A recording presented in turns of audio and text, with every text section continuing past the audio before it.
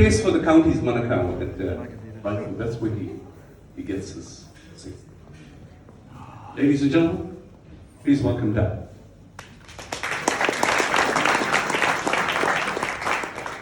Well, kia ora koutou te whānau, and a very warm welcome to everyone here. How about I just go down this way? Is it better down this way? Yeah, let's go closer. Well, let's start that again. Kia ora koutou katoa. Very warm welcome to everyone here today. First off, I'd like to thank Lynn and Ben for the honour of being able to say a few words on your special day. Thank you to my main man Peyton for the amazing introduction there.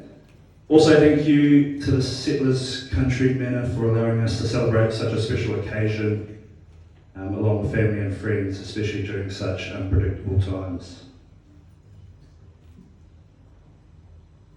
And what an absolute beautiful service we did have from Papa Tiffany. And I'm so glad Auckland finally decided what season we were in and decided to turn on a stunning day for you all. When Lynn first asked me to say a few words, the first thing I asked was how long I had to talk, and if I could bring my daughter up to help fill in the word, in a bit of time between me stumbling through a few words. And if worse came to worse, I could blame her for having to cut this speech short. I was then reminded pretty quickly that my daughter wasn't to be used as a scapegoat. Now, I'm sure everyone here today will agree with me how beautiful Lynn looked walking down the aisle today. And Ben, mate, you scrub up pretty well yourself. Now, Pa, if you don't mind standing up and holding that beautiful jacket up the front there. I brought this along today as I wasn't quite sure of the dress code. And I thought we might match from back in the day for old time's sake.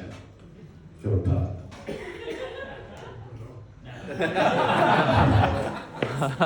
Now I remember the first Christmas do we had down at Pukekohe.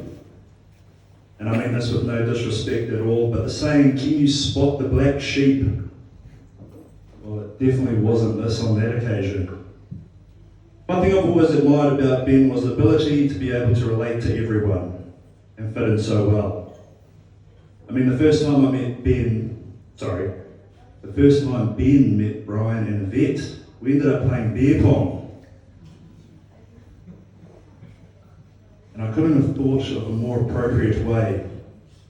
I mean, to meet the family of your future bride. For a short time that I worked with Ben, he had a great work ethic and was a hard worker.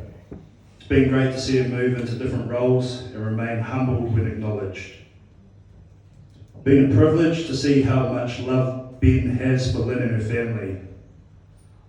Now, mate, I could continue talking about you, but as I found out on my wedding day, it's actually, although you may have thought this day was shared equally, it's actually a 30-70 split, if not more in favour of the bride. So on to the bride we go. Lynn, Lynn, Lynn. Where do I start? Well, first off, you'll be proud of me. After all these years of correcting the way I spell your name, I finally nailed it and added the extra N throughout this entire speech. Now, Lynn and I first met at our training for Air New Zealand, and from the first day, there was always this unspoken competition when it came to exams and tests. If I remember right, Lynn may have ended up top of the class by one question, that is. Not that any of us were counting. It would always amaze us how quickly Lynn would check passengers in, normally 2 to our 1, with no mistakes. But it's been an absolute privilege knowing you over the last few years.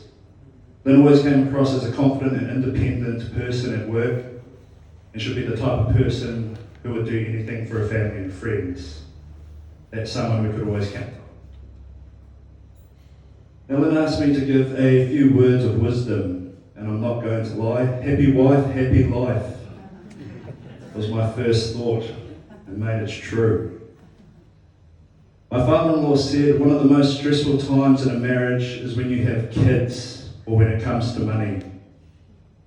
But as long as you communicate and decide together how to move forward, you'll always overcome any hurdles.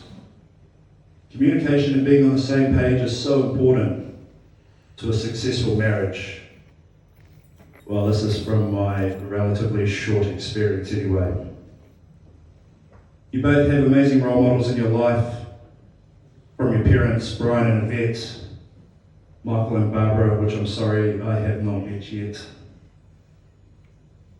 And this shows in the way in which you both hold yourselves and the values that you both have. I can tell just by the turnout we have had today that you'll be in no short supply of support and love.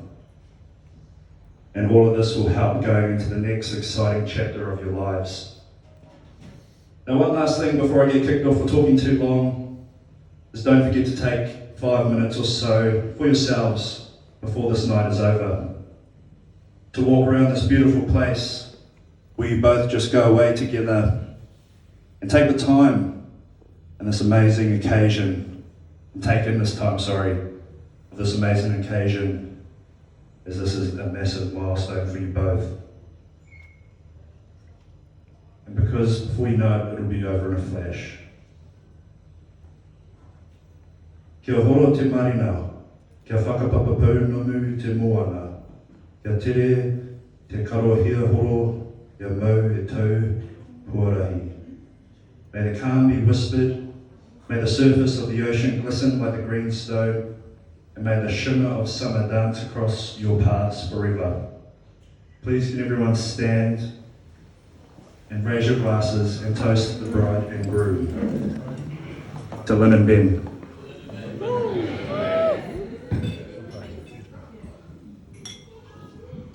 Thank you. Sure. Hello. All right, I think I better come in here and talk.